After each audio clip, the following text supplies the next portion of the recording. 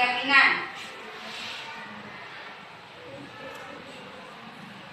Nah, kita lihat apa yang akan kita pelajari di kesepakatan kelas dan keyakinan kelas. Yang pertama, kesepakatan kelas bisa diartikan sebagai sesuatu yang kita sepakati bersama, baik guru dan siswa dalam lingkup tempat belajar di sekolah. Artinya kita di sini membuat kesepakatan bersama dan kita jalankan bersama. Bukan hanya ibu aja, bukan kalian aja, tapi guru dan siswa. Kemudian keyakinannya. Keyakinan merupakan suatu sikap yang kita percayai. Sikap kita yakin dengan sikap yang kita lakukan, kita jalankan. Jadi mencerminkan sikap. Jadi kesepakatan dan keyakinan kelas adalah satu kesatuan yang tidak bisa dipisahkan. Ada kesepakatan, kita yakin kita jalankan. Kalau tidak yakin, jangan dijalankan. Tapi karena di sini ada kesepakatan bersama, sudah kita yakini bersama, berarti harus kita jalankan bersama. Apa sih contohnya? Contoh kesepakatan kelasnya. Nah, ini adalah salah satu contoh kesepakatan kelas yang nantinya akan kita buat. Di kelas saya, kami melakukan yang terbaik dan belajar bersama serta saling mendukung. Ada nilai apa di situ? Nilai kebajikannya, nilai kebaikan yang kita tanamkan nanti di sini apa?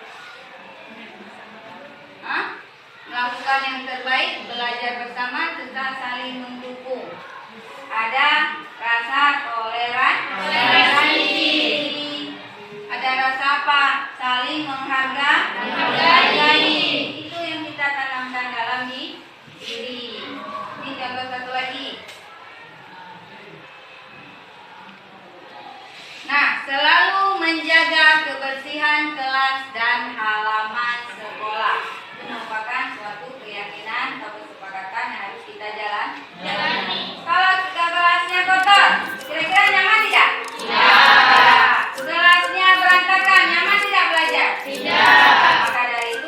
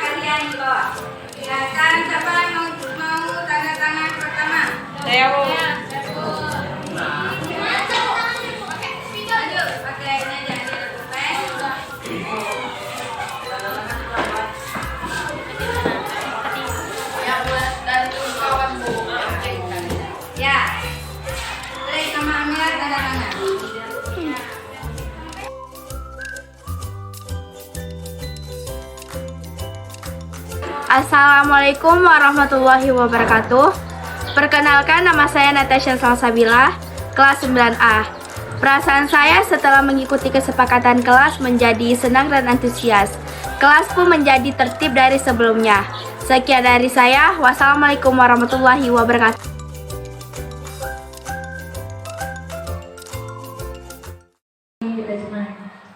Salawat dan salam tak lupa pula kita sambung sajikan ke pangkuan Nabi besar Muhammad Sallallahu Alaihi Wasallam yang telah membawa kita dari alam kebodohan ke alam yang penuh dengan ilmu pengetahuan.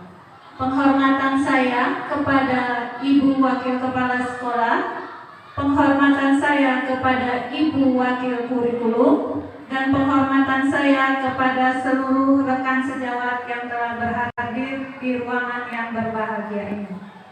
Hari ini adalah kegiatan mengenai sosialisasi budaya positif, merupakan program aksi nyata dari Guru Penggerak Angkatan 4 Aceh Utara. Sosialisasi hari ini dibawakan oleh Ibu Rizky Maulina, perwakilan dari SMP Negeri 1 Cegire, mengenai budaya positif. Kegiatan ini akan berlangsung antara 60 sampai 120 menit. Diharapkan kepada ibu untuk mampu dan bekerja sama dengan baik, interaktif, dan kami akan membuka sesi tanya jawab di setelah pemaparan materi. Untuk mempersingkat waktu, kami akan menyampaikan langsung kepada Ibu Rizky Maulina untuk memaparkan mengenai sosialisasi budaya positif. Terima kasih kepada Ibu Rizky Maulina, kami persilakan dengan segala hormat. Ya, Assalamualaikum warahmatullahi wabarakatuh. Terima kasih atas waktu dan tempat yang telah diberikan kepada saya untuk hari ini mengadakan sosialisasi budaya positif dari calon guru penggerak angkatan 4 di SMP Negeri 1 Jodgiri oleh saya sendiri, Rizky Maulina. Sekilas pengenalan dari saya, nama saya Rizky Maulina, bertugas di SMP Negeri 1 Jodgiri. Kalau misalnya ada sesuatu hal yang ingin disampaikan lebih lanjut, Bapak Ibu boleh menghubungi ke nomor WA saya atau melalui email. Kemudian agenda kita pada hari ini ada beberapa agenda, yaitu satu pembukaan dan pengenalan. Yang kedua adalah presentasi konsep budaya positif. Yang ketiga adalah sesi tanya jawab, dan terakhir adalah refleksi yang akan kita lakukan bersama. Baiklah Bapak Ibu, sekilas saya ulang kembali tentang filosofi Ki Hajar Dewantara tentang pendidikan. Menurut Ki Hajar Dewantara, pendidikan itu adalah tempat persemaian benih-benih kebudayaan dalam masyarakat untuk menciptakan manusia Indonesia yang beradab. Artinya di sini adalah pendidikan itu adalah lahan untuk kita menuntut ilmu. Benih itu adalah murid yang akan kita pupuk, kita tanam sehingga menjadi tumbuhan yang menciptakan sehingga terciptanya karakter manusia yang beradab. Kemudian Ki Hajar Dewantara juga menegaskan bahwa tujuan dari pendidikan adalah menuntun segala kodrat yang ada pada anak agar mereka dapat mencapai keselamatan dan kebahagiaan yang setinggi-tingginya, baik sebagai manusia maupun sebagai anggota masyarakat. Di sini kita sebagai guru, sebagai pendidik, tugas kita di sini adalah menuntun, bukan menuntut. Kira-kira yang selama ini kita lakukan bagaimana Bapak Ibu? Banyak menuntut apa banyak menuntun dari anak? Banyak menuntut. Banyak menuntut. Dari sekarang ini kita ubah paradigma kita ubah pemikiran kita untuk lebih menuntun anak sesuai dengan kodrat yang mereka miliki. Kodrat itu ada dua pada anak, pada kita manusia, yaitu kodrat alam dan kodrat zaman. Nah, Bapak Ibu, kodrat alam itu seiring dengan perkembangan anak, mereka tumbuh dan berkembang sesuai dengan kodratnya. Artinya mereka lahir ke dunia, tumbuh besar menjadi balita, kemudian menjadi remaja, menjadi orang dewasa. Itulah kodrat alam mereka yang tidak bisa kita ubah oleh kita jadi manusia. Jadi mereka tumbuh dan berkembang sesuai dengan kodrat mereka. Kemudian kodrat zaman Kodrat zaman itu seiring dengan perkembangan zaman yang kita lalui sekarang ini. Kalau dulu kita tidak menggunakan IT untuk melaksanakan kegiatan pembelajaran seperti dalam melaksanakan ujian, kita lebih menggunakan media lain seperti kertas. Dan sekarang ini kita sudah lanjut dengan perubahan zaman semester lalu, yaitu melaksanakan ujian menggunakan Google Classroom. Jadi kita sudah melaksanakan perkembangan kodrat zaman yang dari awalnya tidak menggunakan IT, sekarang lebih menggunakan IT. Itulah perubahan yang kita alami sekarang ini. Nah, Bapak Ibu sekalian, kita diharapkan di sini untuk mendidik anak kita untuk menjadi mempunyai nilai karakter profil pelajar Pancasila. Apa sih yang diharapkan dari karakter tersebut? Yang diharapkan dari karakter pelajar Pancasila adalah muncul dari segenap murid di Indonesia, yaitu 6 karakter yang mencerminkan perilaku mereka sehari-hari. Apa saja sih perilaku yang harus mereka tonjolkan dalam profil pelajar Pancasila? Nah, berikut ini adalah gambaran profil dari pelajar Pancasila, yaitu ada 6 profil pelajar Pancasila yang harus kita tanamkan pada diri anak untuk membentuk karakter mereka, memiliki manusia yang mempunyai karakter yang baik. Yang pertama adalah beriman dan bertakwa kepada Tuhan Yang Maha Esa dan berakhlak mulia. Di sini kita dituntut untuk menuntun anak mempunyai nilai religius yang lebih tinggi lagi, yaitu mungkin sering kita lakukan dalam setiap pembelajaran, yaitu di awal pembelajaran kita melakukan doa dulu sebelum belajar, memberi salam kepada guru. Di akhir pembelajaran kita akhiri juga dengan doa dan pesan-pesan yang disampaikan kepada anak yang bentuknya membangun. Kemudian berakhlak mulia. Akhlak di sini bagaimana kita menuntun anak tersebut mempunyai akhlak beragama, bagaimana akhlak pribadinya, bagaimana dalam bersikap dengan orang lain. Kemudian akhlak kepada sesama manusia, saling menghargai orang lain, baik dia orang lebih tua, teman sejawatnya, dan ruang lingkup pembelajaran mereka. Kemudian akhlak kepada alam. Di sini juga dituntut kita akhlak kepada alam itu menghargai lingkungan kita sendiri dengan menciptakan lingkungan yang indah dan bersih. Kemudian akhlak bernegara, artinya kita di sini lebih ke tuntutan kita dalam beradaptasi dengan lingkungan kita. Kemudian mandiri. Diharapkan di sini kita juga memiliki karakter mandiri, dituntut untuk anak lebih mandiri, pemahaman diri dan situasi regulasi diri. Artinya mereka bisa mengerjakan tugas mereka dengan sendiri tanpa mengharap atau mengandalkan orang lain. Itu lebih ke mandiri anak. Kemudian bernalar kritis. Anak juga dituntut untuk mempunyai karakter bernalar kritis, yaitu artinya memperoleh dan memproses informasi yang mereka dapat, menganalisis, mengevaluasi, merefleksi apa yang mereka pelajari. Kemudian kreatif. Anak juga dituntut untuk kreatif. Dalam pembelajaran mereka bisa menghasilkan gagasan dengan bahasa mereka sendiri dengan tujuan yang sama. Kemudian sikap bergotong royong. Artinya mereka mampu berkolaborasi dengan orang lain. Kemudian peduli terhadap orang lain, misalnya dalam kegiatan mereka mau saling membantu dalam membersihkan lingkungan, saling bergotong royong membersihkan kelas. Itu adalah sikap kolaborasi mereka, artinya saling bekerja sama. Kemudian berkebinekaan global yang terakhir, artinya di sini anak-anak dituntut mempunyai karakter mengenal kebudayaan yang ada di daerah kita. Jadi komunikasi dan interaksi terhadap budaya itu ada. Itulah sekilas dari profil pelajar Pancasila yang nantinya akan menjadi karakter anak pada sekolah kita. Jadi kita di sini menuntun anak menuju ke karakter pelajar Pancasila. Baiklah Bapak Ibu, di sini adalah budaya positif ataupun disebut dengan ekosistem positif. Kita di sini mengambil contoh dari seorang petani.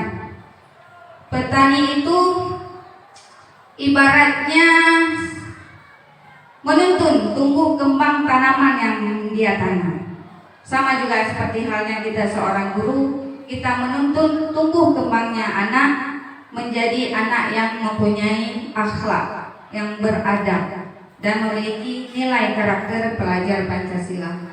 Artinya di sini guru, petani itu adalah seorang guru, murid itu adalah benih yang kita tanam. Tugas kita sebagai guru adalah memupuk, di sini ya, memupuk, memberi air, membasmi ulat-ulat. Artinya kita menuntun mereka agar tidak terjerumus ke hal-hal yang negatif, kemudian menyediakan tempat yang nyaman untuk mereka dalam pembelajaran, kemudian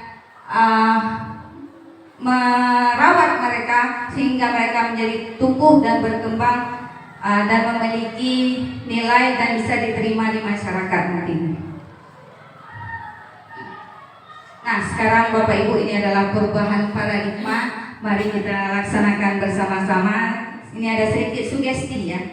Maksudnya sugesti, coba Bapak Ibu pikirkan sekarang, ataupun Bapak Ibu tulis di secari kertas boleh, ataupun Bapak Ibu bayangkan aja sesuatu hal yang penting sekali, yang penting sekali yang menurut Bapak Ibu perlu dipertahankan. Ibu genggam di kepala tangan Ibu dan kawan yang lain berusaha untuk membukanya. Apa yang akan Ibu lakukan kira-kira? Ibu Mami, apa yang Ibu lakukan? Akan membuka karena begitu saja atau mempertahankan apa yang Ibu punya? Tetap mempertahankan apa yang saya. Berarti di sini kita kan kontrol diri kita. Artinya kita bisa mengontrol diri kita. Jadi bukan orang lain yang mengontrol diri kita, tapi diri kita sendiri yang mengontrol kita sendiri. Walaupun dengan bujukan, dengan rayuan, dengan imbalan yang diberikan, kalau sesuatu yang berharga yang patut kita pertahankan, kalau kita tidak ingin membukanya sendiri, tidak ingin memperlihatkan pada orang lain, maka di situ adalah pengontrolan diri kita sendiri. Yang kita bisa mempertahankan apa yang menurut kita itu benar. Seperti itu Bapak Ibu guru. Yang kedua, perubahan paradigma teori kontrol. Ini ilusi ya, ilusi kontrol. Biasanya ilusinya guru mengontrol murid. Adakah seperti itu yang kita jalankan? Ilusi bahwa kritik dan saran itu membuat orang merasa bersalah, dapat menguatkan karakter.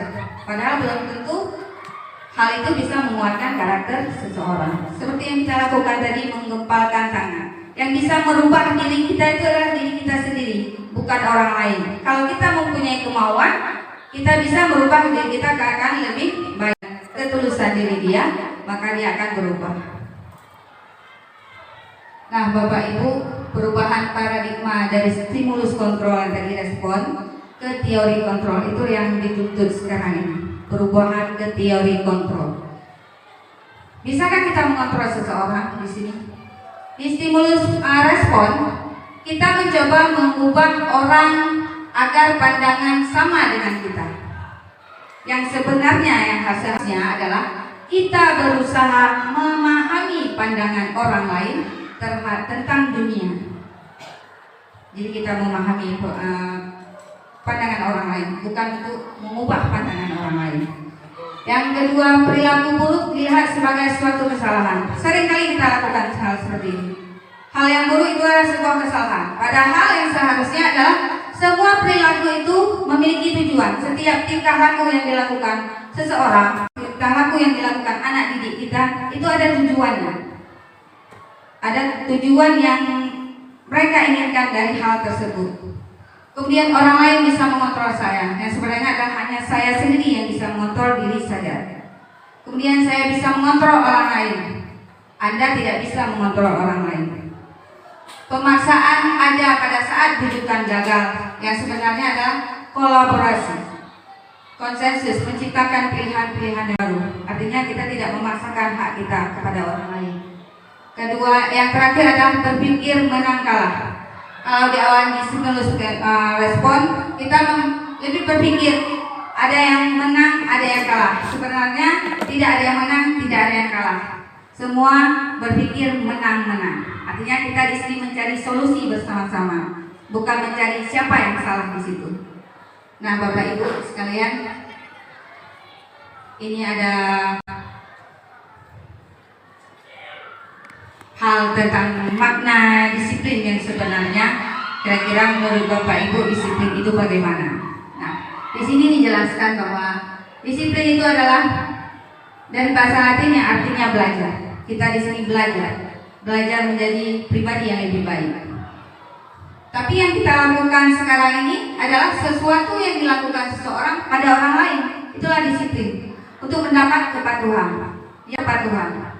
Jadi kita menuntut orang untuk patuh pada kita. Padahal bukan seperti itu. Kita belajar untuk bisa mematuhi segala aturan yang ada. Ya kan? Disiplin nantinya kalau seperti itu ke budaya yang kita jalankan, akhirnya bagaimana? Yang timbul adalah ketidaknyamanan. Ketidaknyamanan bukan dengan apa yang kita hargai atau pencapaian suatu tujuan yang mulia. Intinya seperti itu, makanya kita disiplin sekarang ini kita ubah menjadi sebuah pembelajaran. Artinya kita terus belajar untuk menghargai diri kita sendiri. Berikut ini adalah teori motivasi perilaku manusia.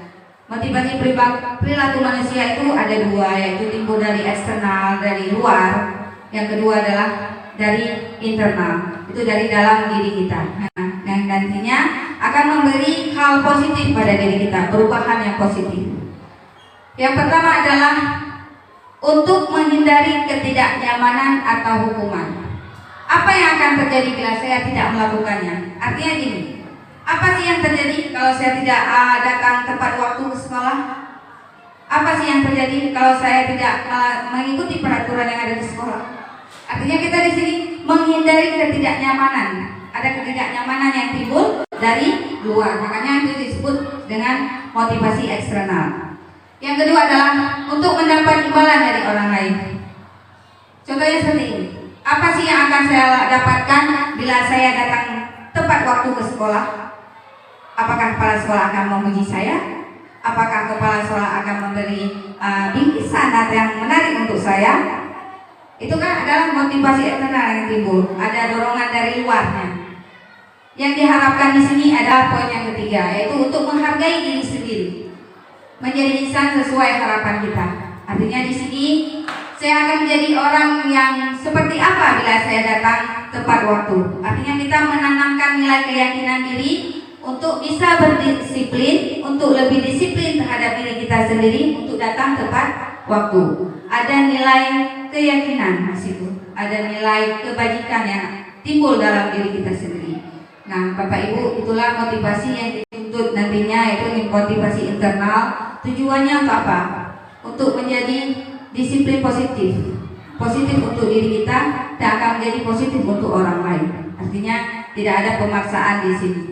Kita sadar bahwa kita memang harus datang tepat waktu ke sekolah, kita laksanakan dengan sebaiknya. Nah, Bapak Ibu guru sekalian, ini adalah Bapak Ki Hajar Dewantara. Ya Bu, ini adalah Bapak Ki Hajar Dewantara. Bapak Ki Hajar Dewantara adalah menunjukkan untuk merdeka di sini. Merdeka dalam arti kita terlepas dari perintah orang lain, tetapi kita cakap memerintahkan diri kita sendiri. Artinya kita tidak untuk memerintahkan semata memerintahkan orang lain saja, tetapi kita bisa cakap memerintahkan diri sendiri untuk bisa berada di posisi yang lebih baik lagi. Nah, Bapak Ibu sekalian, ini adalah lingkaran budaya positif yang nantinya akan kita kembangkan di sekolah kita.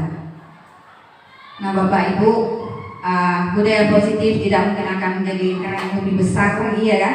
Kalau kita tidak mulai dari hal yang terkecil, yaitu lingkungan kelas kita.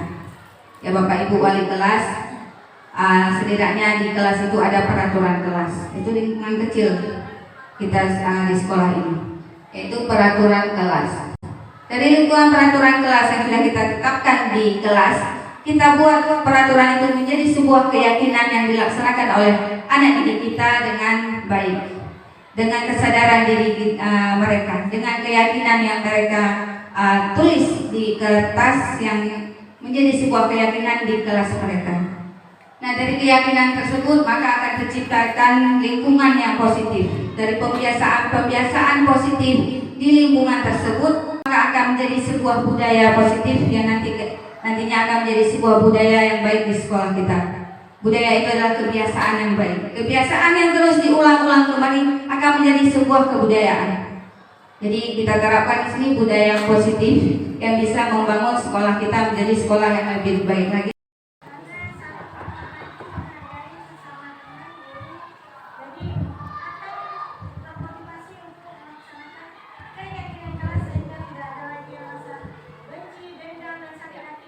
Ya, terima kasih Bu Dini. Kan di sini kita keyakinan kelas. Jadi bukan hanya anak saja yang melaksanakan keyakinan tersebut, tapi kita guru yang mengajar di kelas tersebut juga melaksanakan keyakinan tersebut. Jadi ada kolaborasi di situ antara guru dan murid yang saling menyayangi. Artinya kita siswa saling menghargai satu sama lain. Nah, Bapak Ibu, inilah adalah sekilas dokumentasi yang sudah saya laksanakan di kelas, membuat kesepakatan dengan anak di kelas, terutama di kelas saya sendiri. Kemudian saya minta untuk anak menandatangani kegiatan yang telah dilakukan. Artinya setiap kesepakatan yang kita buat bersama, kita sepakati bersama, kita laksanakan bersama, dan kita jalankan bersama. Kalau lebih menarik lagi, Ibu bisa membuat dengan lebih menarik lagi dengan gambar-gambar yang bisa memicu anak untuk selalu membaca apa yang mereka tulis. Nah, Bapak Ibu guru sekalian, di sini adalah tabel pendalaman keyakinan kelas. Bapak Ibu boleh menggunakan tabel T atau tabel Y. Di situ ada rasa hormat, bekerja. Kemudian ada rasa di tabel Y, di tabel T ada rasa hormat, bekerja, diterima dan dimiliki. Artinya di sini gini. Hormat. Kami meyakini bahwa sangat penting untuk menghormati orang lain dan barang milik orang lain. Terdengar yang menghormati orang lain artinya dia berbicara dengan orang lain, lebih menghormati, lebih menghargai orang lain, terlihat lebih menghargai orang lain, berperilaku lebih menghargai orang lain. Kemudian yang tabel T itu tampak seperti menghargai orang lain, berbicara lebih hormat kepada orang lain, tidak tampak seperti dia menghormati orang lain. Itulah perbedaan pendalaman keyakinan yang bisa kita dalami dengan tabel T atau tabel Y. Juga bekerja. Bekerja di sini kami meyakini bahwa sangat penting untuk mengerjakan segala pekerjaan, mengikuti kegiatan yang telah ditugaskan. Artinya mereka mengerjakan apa yang seharusnya mereka kerjakan dengan membuat tugas, terlihat tampak seperti membuat tugas, terdengar seperti mereka sedang membuat tugas atau berperilaku mereka sedang mengerjakan tugas. Seperti itu kita mendalami pendalaman dalam bentuk tabel. Nah, Bapak Ibu sekalian, ini adalah peraturan serangkaian peraturan. Menurut Bapak Ibu, keyakinan kelas atau nilai kebajikan yang dituju dari peraturan yang dibuat ini apa? Yang pertama, selalu kembalikan buku ke tempatnya. Kira-kira keyakinan apa yang ditanamkan pada diri anak dalam hal tersebut? Nilai apa? Apakah nilai menghormati, apa menghargai, apakah disiplin, apakah yang lain-lain? Menurut Bapak Ibu apa kira-kira? Ya, bertanggung jawab. Bertanggung jawab. Yang kedua, dilarang mengganggu orang lain. Itu termasuk dalam keyakinan apa? Nilai kebajikan apa yang mereka tanam nantinya? Menghormati. Bagus Bu. Nih. Kemudian hadir di sekolah 15 menit sebelum pembelajaran dimulai. Itu nilai apa kira-kira yang ditanamkan? Disiplin. Kemudian dilarang melakukan kekerasan. Menghargai. Dilarang menggunakan narkoba. Itu nilai apa yang ditanamkan pada anak? Kesehatannya, ya kan? Ya, bergantian dan menunggu giliran. Nilai apa? Kedisiplinan. Kemudian menggunakan masker. Kesehatan. Kemudian jangan berlari di kelas atau koridor. Keselamatan. Itulah yang akan ditanamkan pada diri anak. Ada rasa tanggung jawabnya. Kemudian menghormati orang lain dan diri dia sendiri.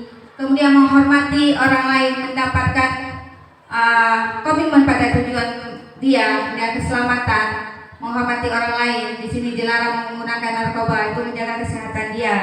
Kemudian menghormati orang lain, kan bergantian dan menunggu giliran. Artinya dia antri di situ, sabar. Ada nilai kesabaran yang akan ditimbulkan dalam diri anak tersebut. Nah, Bapak Ibu, kadang-kadang dihukum oleh penghargaan itu ada kalanya baik, ada kalanya tidak. Artinya pengaruh jangka pendeknya ada, pengaruh jangka panjangnya pun ada. Kemudian penghargaan menghukum. Artinya penghargaan itu tidak semata memberi penghargaan atau motivasi pada kita. Kadang-kadang penghargaan tersebut bisa menghukum diri kita sendiri. Artinya kita bekerja itu kadang-kadang dipicu oleh keinginan orang lain. Nah, kemudian penghargaan itu mengurangi ketepatan.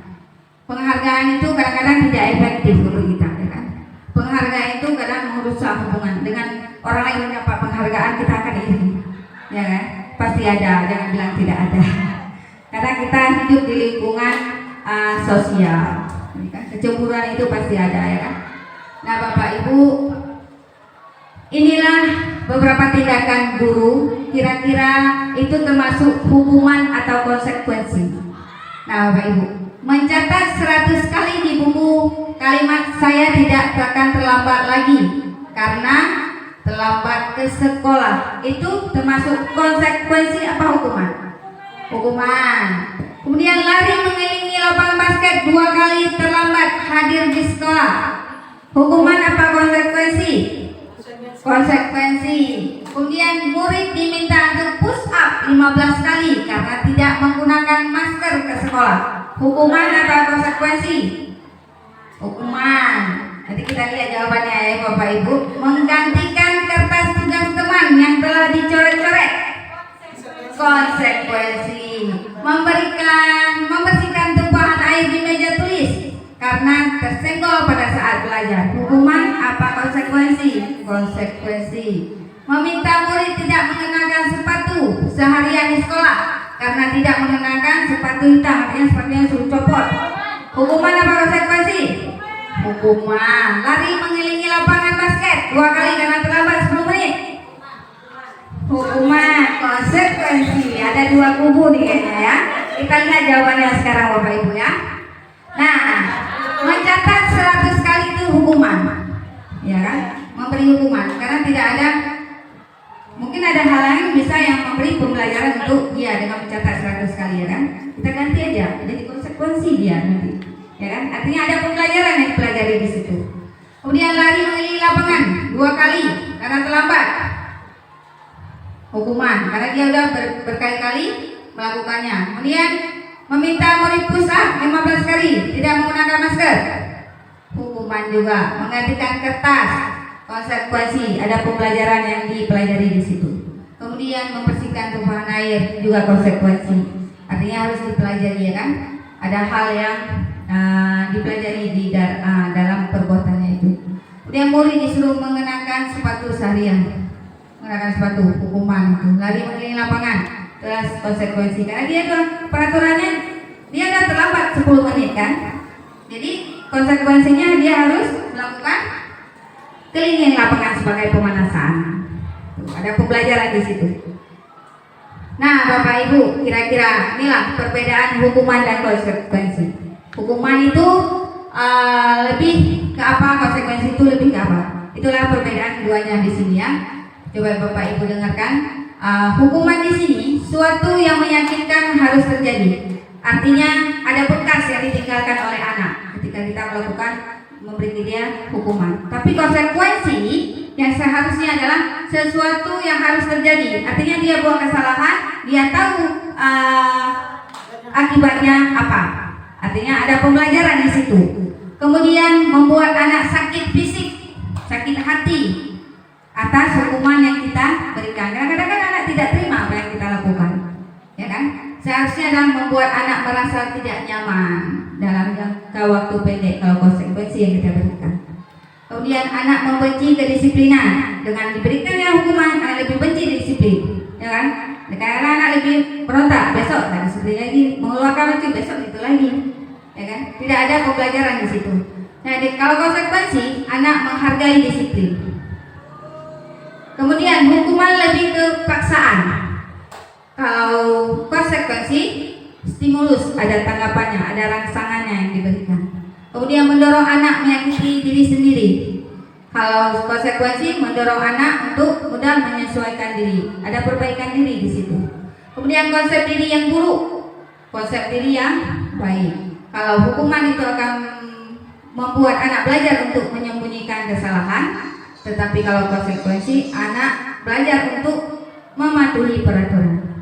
Kemudian dengan hukuman anak bisa merasa marah, merasa salah, kemudian dipermalukan dan merasa tidak dihargai di situ. Tapi kalau konsekuensi yang kita berikan, kehilangan hak, dibuat tidak nyaman di situ, dengan kita memberikan konsekuensi dia tidak nyaman, di posisi tidak nyaman, kemudian diasingkan untuk sementara waktu. Itulah perbedaan konsekuensi dan hukuman. Jadi saya harap Bapak Ibu bisa memberikan konsekuensi kalau anak melakukan kesalahan. Jadi ada pembelajaran di situ ya. Nah, setiap perbuatan yang dilakukan oleh anak, setiap tingkah laku yang ditimbulkan oleh anak, yang dimunculkan oleh anak di kelas, di luar kelas, dan di lingkungan sekolah, itu ada 5 kebutuhan dasar yang ingin mereka capai. Tidak semata-mata itu tidak ada tujuannya, pasti ada tujuannya. Ya kan? Itulah ada kebutuhan dasar manusia, itu tindakan memiliki tujuan tertentu. Semua yang kita lakukan adalah usaha terbaik kita untuk mendapat apa yang kita inginkan. Jadi ada tujuannya. Mereka tidur di kelas ada tujuannya. Tujuannya itu apa sih? Apa sih kebutuhan dasar anak itu? Kebutuhan manusia itu apa? Ada 5. Inilah kebutuhan dasar manusia, itu super power.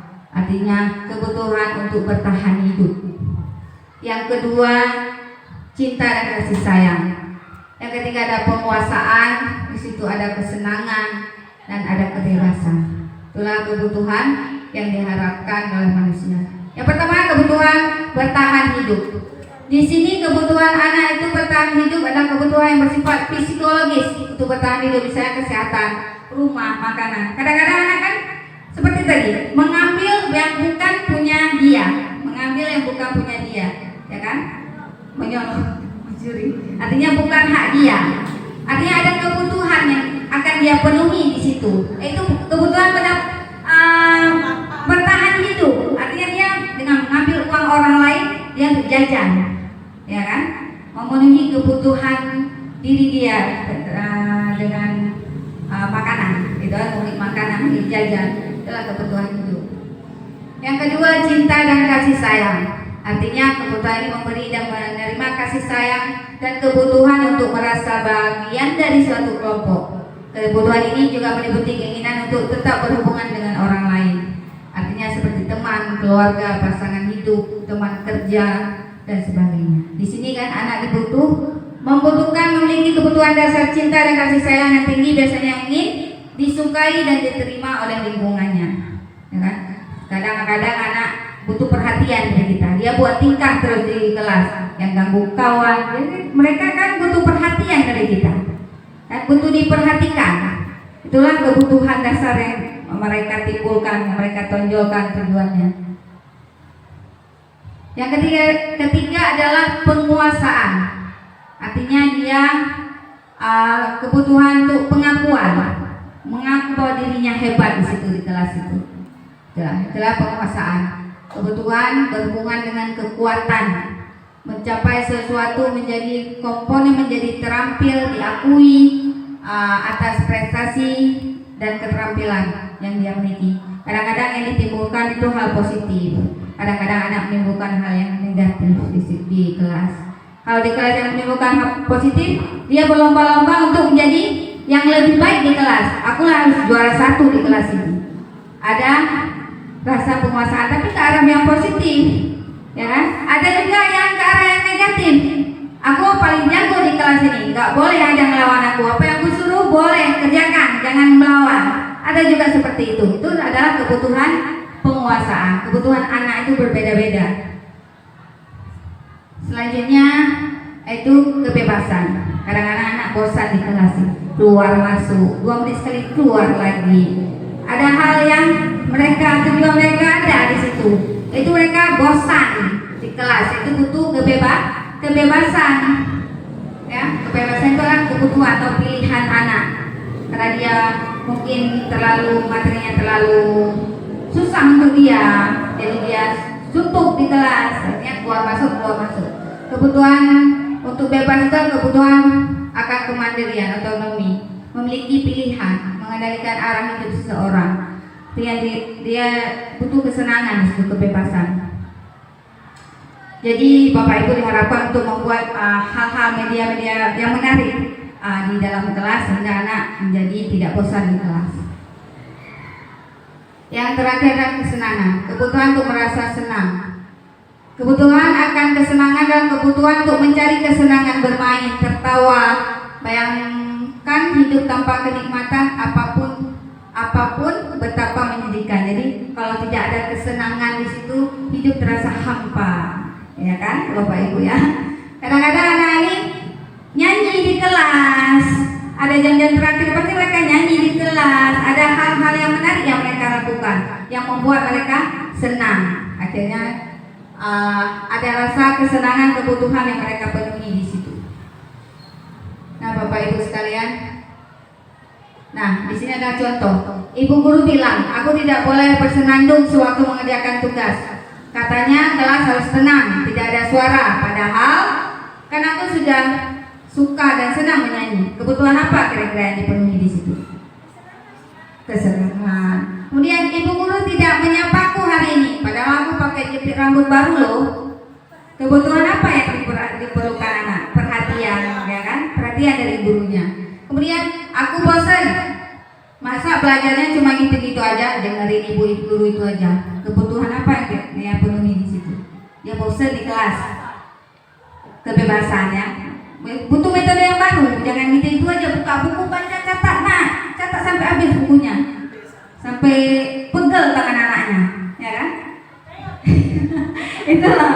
Makanya kebutuhan anak itu diselingi dengan hal-hal yang menarik untuk mereka. Jadi mereka tidak tahu apa sih kegiatan hari ini, besok kegiatan apa sih. Jadi mereka tidak menebak paling ibu tuh masuk catat sampai habis bukunya. Habis itu ibu itu kasih catatan aja, habis itu main HP aja. Itulah kebutuhan. Jadi anak perhatian loh sama kita anak-anak kadang-kadang. Cuma kita aja yang tidak memperhatikan mereka. Itulah Bapak Ibu. Kemudian aku sebel gambarku tidak rapi, malah ibu guru nunjukin ke teman-temanku di depan kelas. Kebutuhan apa?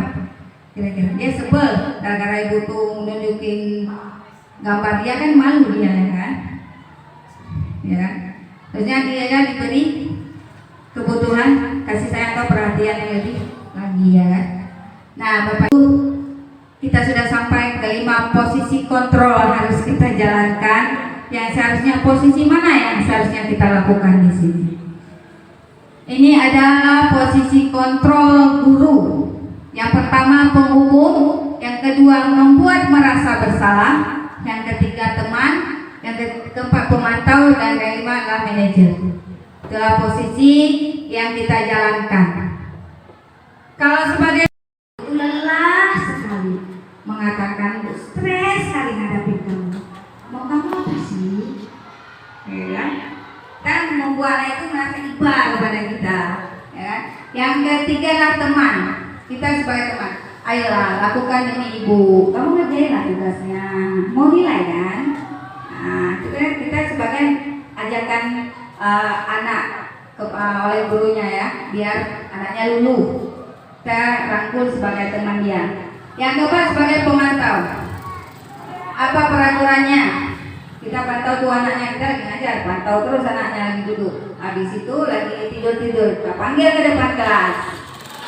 Ya kan? Kita tanya apa sih peraturannya di sini? Kamu ngapain tidur di kelas saja? Nah, kita katanya memantau anak itu, situasi anak di kelas. Kemudian sebagai manajer itu yang dituntut sekarang, kita memposisikan diri kita sebagai manajer dan mengajukan pertanyaan dengan nada-nada agak lebih rendah dari hukuman, ya kan? Apa yang kita yakini? Apa yang bisa kau kerjakan untuk memperbaiki masalah? Artinya gini, kita menuntut anak itu dia berbuat salah, dia tahu cara memperbaiki kesalahannya. tidak buat PR hari ini?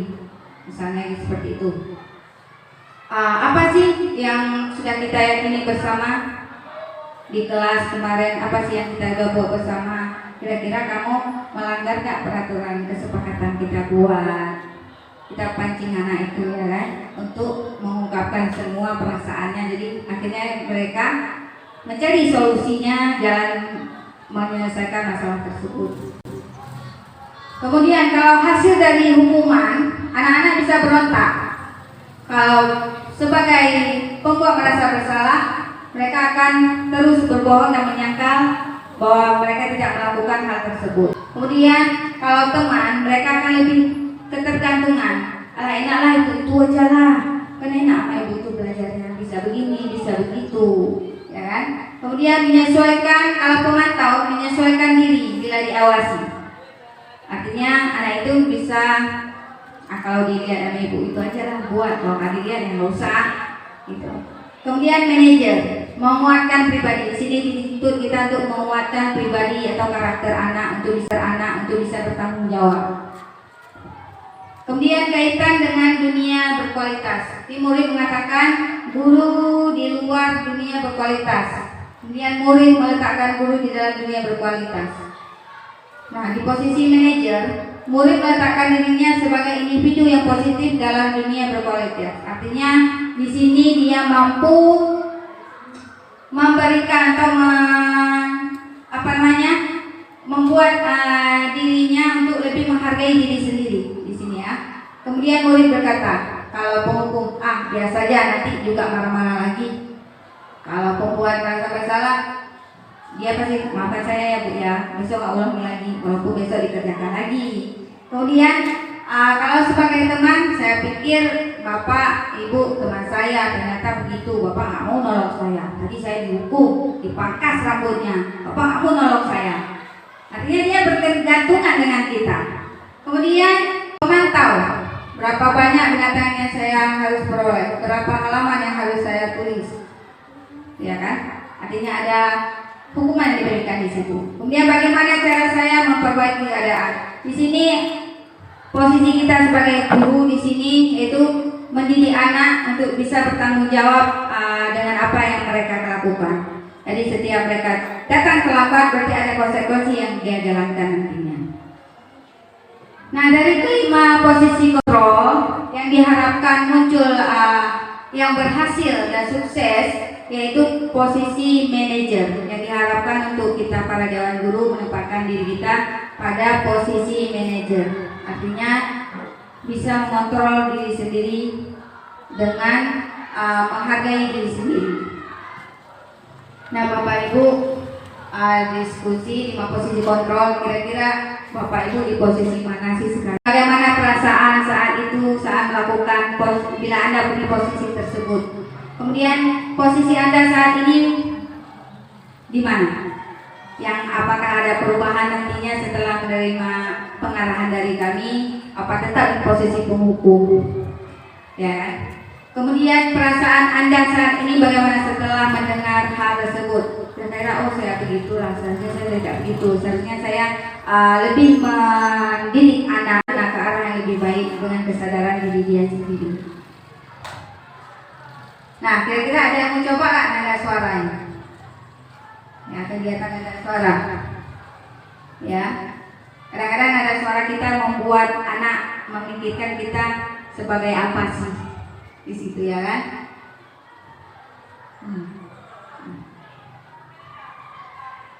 Nah, siapa kira-kira mau mencoba sebagai penghukum, pembuat orang lain merasa bersalah, sebagai teman, sebagai pemantau? Kira-kira mau coba nggak melalui nada suara? Bu Nita, maksudnya gini. Nah, ini ada kata apa yang kamu mau. Kalau Bu Nita sebagai penghukum, nadanya bagaimana?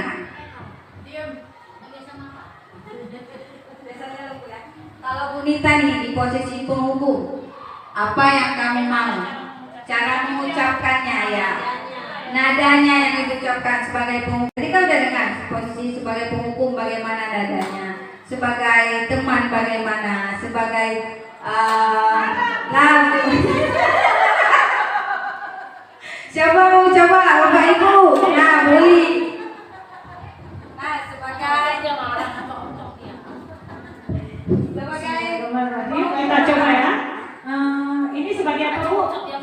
penghukum dulu. Apa yang kamu mau? Cocok, kurang cocok ya? Oh, Sebagai teman. sebagai teman. Apa yang kamu mau? Yang ketiga, manajer. Penonton. Sebagai teman berarti gimana itu? Ya, ada ini, ada bahasa tubuh yang kita gunakan. Ada bahasa tubuh. Maunya kamu apa? Bahasanya begitu. Berarti satu lagi itu pemantau.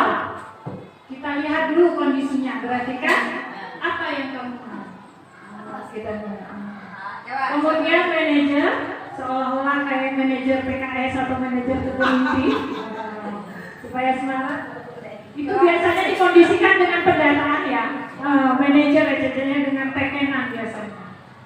Apa yang kamu mau?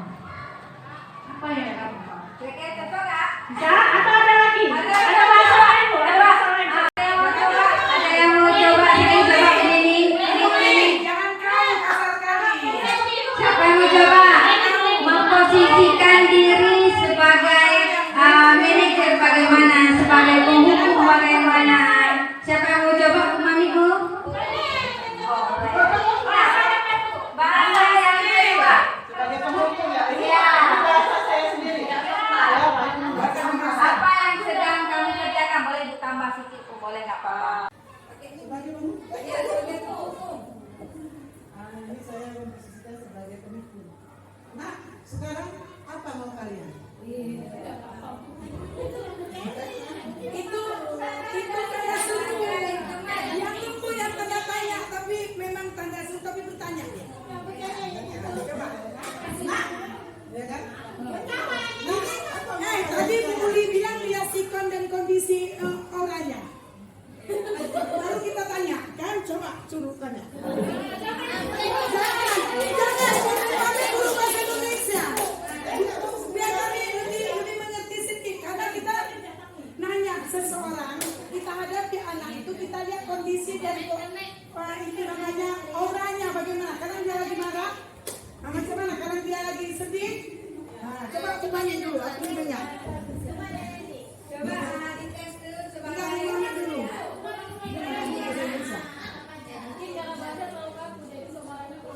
Kurang mantapnya.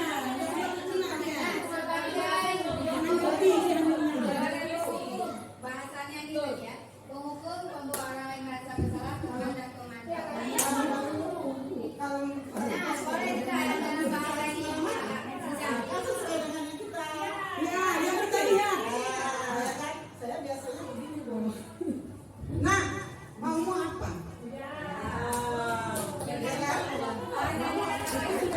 Sebagai membuat orang merasa bersalah.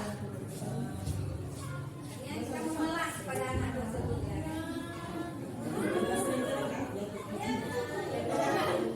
Kalau setiap hari kamu seperti ini, nggak akan bisa berhasil kamu belajar.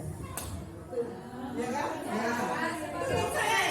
Ya, betul. Sebagai teman. Sebagai teman. Cobalah ubah pola pikir kamu, nak. Ubahlah ya. Lagi sebagai manajer yang diharapkan dari modul ini sebagai manajer posisi kita. Artinya kita mengajak anak untuk bisa lebih menghargai diri sendiri dengan perbuatan yang mereka lakukan. Ada konsekuensinya yang mereka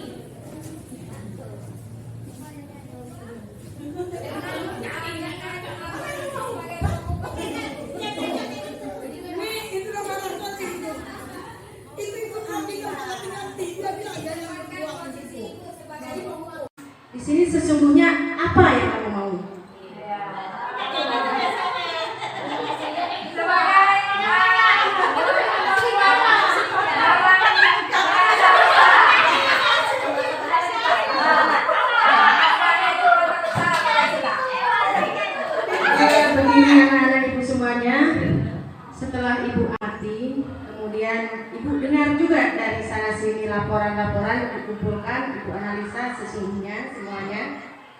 Di sini ibu sangat kecewa dengan kamu.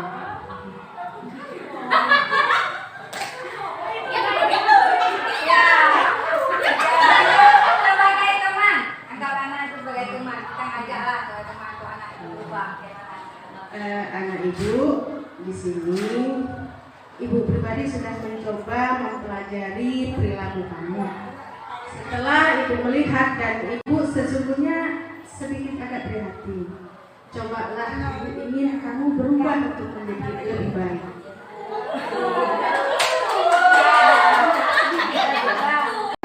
Ke depannya kamu bisa menjadi lebih baik, paling tidak kamu jaga dulu buku kamu, ke depan harus sudah ada tersampul sebagaimana kesepakatan awal.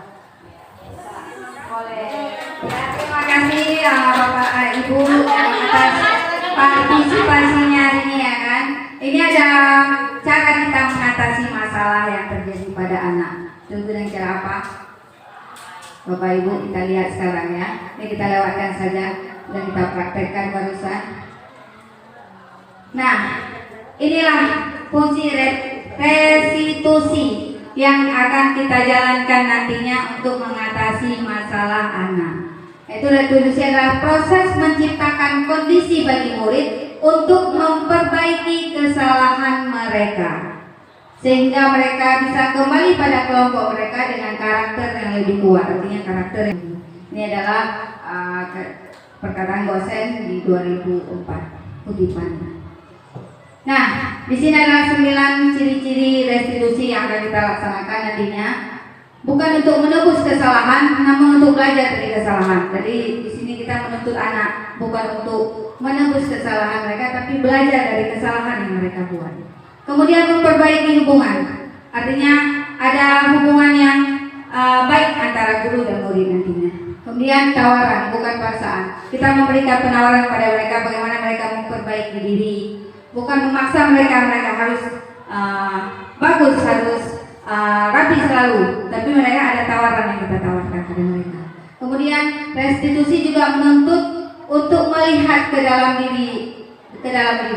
Kemudian restitusi mencari kebutuhan dasar yang didasari oleh tindakan. Artinya setiap tindakan yang dilakukan anak itu ada kebutuhan dasar. Kita cari kebutuhan dia seperti apa sih? Ya kan, jangan langsung kita panis dia dengan hukuman. Kemudian restitusi juga fokus pada karakter bukan tindakan. Dia artinya kita membentuk karakter anak untuk menjadi lebih baik. Kemudian restitusi fokus pada solusi. Artinya kita di sini dalam menghadapi anak itu kita cari solusi yang sebaiknya bagaimana yang harus dijalankan, bukan mencari kesalahan si anak. Kemudian restitusi mengembalikan murid yang berbuat salah pada kelompoknya. Artinya mereka bisa bergabung dengan kawan-kawan lainnya walaupun mereka berbuat salah, tapi ada perbaikan diri di situ. Nah, Bapak Ibu, ini adalah segitiga restitusi yang nantinya akan kita jalankan dalam menghadapi anak dalam berbuat kesalahan, yaitu dengan fasilitasi tindakan yang salah. Kita bisa memancing pertanyaan, kamu tentunya punya alasan, mengapa sih kamu buat cabut kemarin? Apa sih alasan kamu untuk cabut kemarin? Ada kebutuhan. Kemudian menstabilkan identitas, kita bisa tanya dengan setiap orang pasti melakukan kesalahan. Tak ada orang yang tidak melakukan kesalahan, tapi kita bagaimana cara kita memperbaiki kesalahan tersebut. Kemudian menanyakan keyakinan. Kamu udah buat keyakinan kan di kelas? Kalau cabut itu melanggar keyakinan apa? Seperti itu ya, Bapak Ibu. Nah, di sini cara menstabilkan identitas bisa kita gunakan pertanyaan. Berbuat salah itu manusiawi, karena kita manusia. Tidak ada manusia yang sempurna. Bapak Ibu juga punya salah. Jadi kita di sini bukan mencari siapa yang salah, siapa yang benar, tapi kita mencari solusi dari permasalahan tersebut. Artinya dia cabut kemarin, ada permasalahan di sini kan, kita cari solusi sehingga anak itu bisa memperbaiki dirinya. Melanggar hak-hak atau aturan tata tertib yang lain, merokok, narkoba atau dan lain sebagainya. Pasti dia punya alasan melakukan hal seperti itu. Jadi kita tanyakan, apa sih alasan kamu kenapa cabut kemarin? Ya kan? Apa yang penting buat kamu kalau kamu cabut? Tidak masuk kelas. Kemudian, maukah kamu belajar cara lain untuk dapat yang kamu butuhkan? Kemudian dia cabut, mungkin dia bosan di sekolah. Akhirnya dia pergi mencari kesenangan di tempat lain. Kira-kira ada hal yang lainnya bisa dia lakukan yang lebih baik selain cabut. Dia kan dia bisa masuk, minta izin, atau masuk ke perpus, baca-baca buku, baca-baca komik di situ ya kan. Kemudian apakah kamu bisa melakukan hal lebih baik besok lagi? Artinya kita mengharap perubahan dari si anak tersebut. Jangan melakukan hal yang sama. Kemudian menanyakan keyakinan. Setiap kelas nanti Bapak Ibu sudah sosialisasi beberapa kelas tentang keyakinan kelas. Jadi Bapak Ibu guru wali kelas bisa memantapkannya kembali dengan siswa-siswanya di kelas. Ya. Kemudian menanyakan keyakinan. Apa sih nilai yang kita percaya di sekolah ini? Apa sih keyakinan yang sudah kita buat di kelas? Kira-kira kamu melanggar keyakinan yang apa? Seperti itu. Kelas yang ideal yang apa sih yang kamu mau biar kamu betah di kelas? Kita tanyakan ke anak. Jadi kan kita tidak melulu dari kita aja. Karena kita dengar aja keluhan si anak, kita tampung aja. Yang bisa kita jalankan, kita berikan kepada mereka, kita jalankan. Seperti itu Bapak Ibu. Nah, durasi 30 detik. Artinya kita menginstruksi anak tersebut lebih lama itu berapa menit kira-kira dalam menginterogasi si anak dalam menyelesaikan masalah. 30 menit lama tergantung ya kan? Tergantung permasalahan yang dihadapi si anak. Kalau permasalahannya lebih berat, mungkin sejam lebih. Kalau permasalahan yang kita atasi dengan 15 menit bisa juga ya kan? Ya, tergantung permasalahannya. Ini adalah beberapa pertanyaan yang bisa kita tanyakan kepada anak tersebut. Apakah dia wajar tidak melakukan itu? Apakah siap untuk memulai hal yang baru untuk perbaiki diri? Apakah tugas yang seharusnya dia lakukan itu apa? Seperti itu ya Bapak Ibu. Nah, di sini ada sesi tanya jawab. Kira-kira ada yang mau ditanyakan? Biar saya jelaskan sedikit lagi yang kurang berkenan. Assalamualaikum warahmatullahi wabarakatuh. Dari uraian yang disampaikan oleh Bu Rizky tadi tentang budaya positif. Pertanyaan saya, yang menjadi pertanyaan saya, apa dampak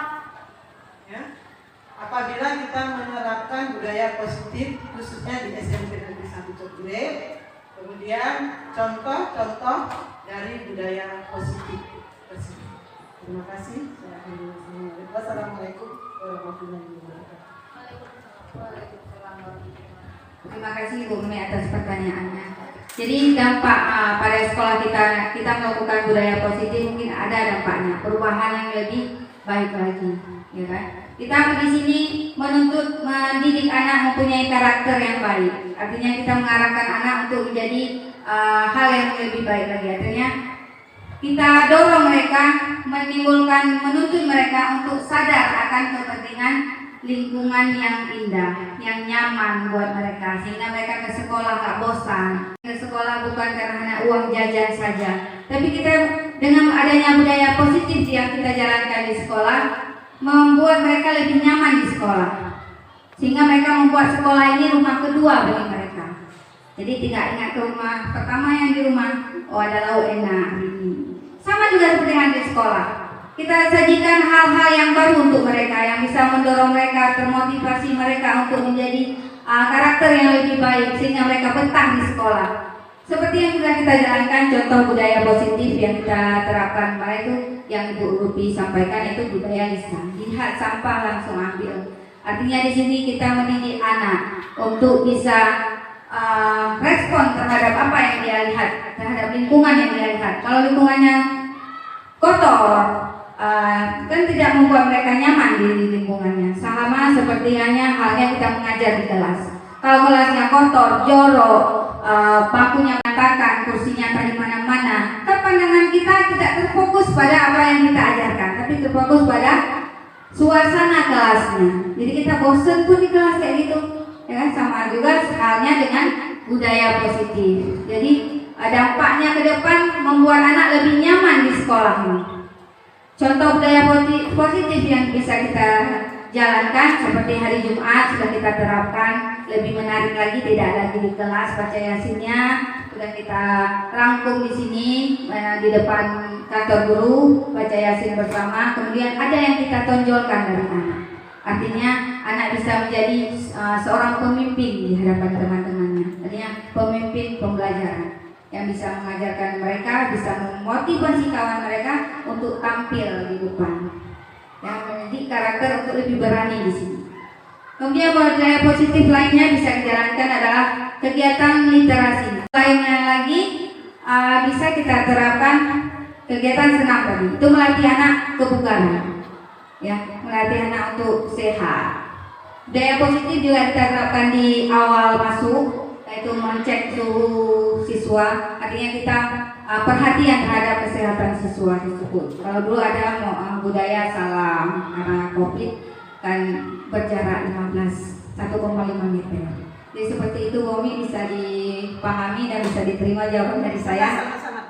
Ada yang lain atau sudah paham semua dengan kegiatan kita hari ini? Kalau misalnya ada hal-hal yang perlu ditanyakan kembali atau mungkin malu menanyakan dalam forum ini, bisa chat ke WA saya atau ke email saya.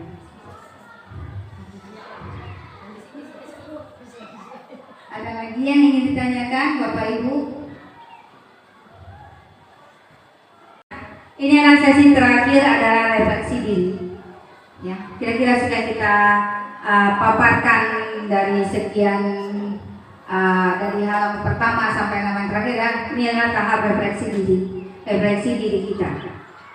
Hal baru apa yang mengubah paradigma saya yang saya dapatkan? Jadi apa yang Ibu dapatkan hari ini kira-kira? Bermanfaat?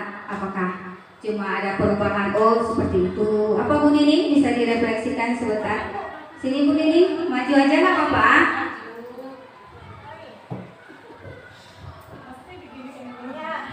Ya, kita refleksikan bersama-sama di sini. Apa yang sudah kita pelajari? Yang saya dapat itu adalah bahwa kepada murid itu tidak boleh diterapkan sifat kasar atau marah-marah, membentak dan segala macam, tapi dengan cara mengajak, menuntut, membuat lebih baik lagi anak murid. Berarti tidak ada kekasaran atau apa yang dilakukan di sekolah. Jadi semuanya harus dengan sabar dan dengan telaten bagi para ibu guru. Jadi kalau yang ini begitu itu sudah tidak boleh lagi, karena itu paradigma yang saya dapat setelah pembelajaran ini. Jadi alhamdulillah dengan adanya paradigma ini saya bisa untuk lebih maju lagi dalam pembelajaran. Semoga sekolah kita menjadi sekolah yang is the best. Nggak usah malu-malu Bu Ita, biasanya Bu Ita paling energik di sini, ya kan? Nah, siapa? Kira-kira perasaannya bagaimana setelah mengikuti seksi ini, khususnya mengenai makna disiplin dan motivasi yang timbul dari dalam?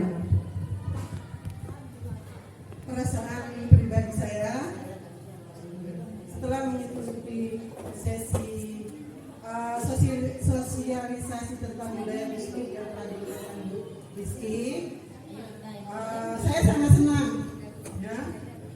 Narasumbernya sangat aktif dalam menyampaikan materi-materinya. Kemudian bagi saya pribadi menambah pengetahuan, khususnya untuk diri sendiri dan pedagangnya untuk pembelajaran yang akan insya Allah saya terapkan ke siswa-siswa. Alhamdulillah, berarti ada pembelajaran yang didapat pada sesi ini. Yang ketiga, refleksi yang ketiga adalah saya akan menjadi orang, akan menjadi pamong, akan menjadi among seperti apa nanti setelah mengikuti sesi ini. Kita akan menjadi guru yang seperti apa nantinya? Kira-kira siapa yang mau menjawab? Uli? Terima kasih Bu atas kesempatan yang telah diberikan. Untuk refleksi bagian yang ketiga, saya akan menjadi among yang seperti apakah setelah mengikuti sesi ini. Ternyata menjadi seorang guru itu berat. Menangani bukan satu anak, tetapi lebih dari 300 anak untuk SMP ini. Untuk menjadi among mungkin pembelajaran bagi saya adalah untuk menjadi seorang manajer. Ketika menghadapi anak, bisa mengerti perasaan anak, mengerti bagaimana diri, menyesuaikan diri dengan kebutuhan anak. Dan semua itu saya rasa tidak akan ada selesainya sebagai pembelajaran diri dan terus menggali, belajar, dan belajar. Terima kasih Bu. Oke, terima kasih jawabannya ibu-ibu semua telah merefleksikan kegiatan kita hari ini. Semoga apa yang kita dapat hari ini dapat bermanfaat bagi kita semua dan bisa kita jalankan dalam kegiatan atau ruang lingkup sekolah kita. Terima kasih atas partisipasinya hari ini. Saya ucapkan wabillahi taufiq wal hidayah. Wassalamualaikum warahmatullahi wabarakatuh.